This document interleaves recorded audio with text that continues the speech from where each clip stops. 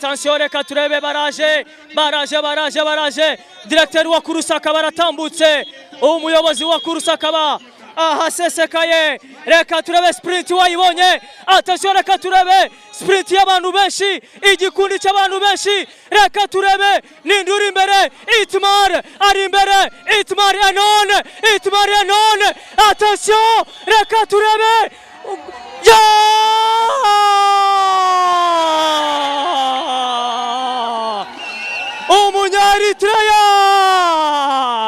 Umunyaritreya aratungura nanga mu karere ka Kayonza Umunyaritreya aratungura nanga mu karere ka Kayonza Enoch Murabrahane akaba atunguranye rero kuri etape ya mbere ya Tour du Rwanda ikaba ari etape ya mbere ya Tour du Rwanda yavagari ya Murukomo yerekezanga mu karere ka Kayonza ku ntera y'ibirometero 157 ndetse na metero 800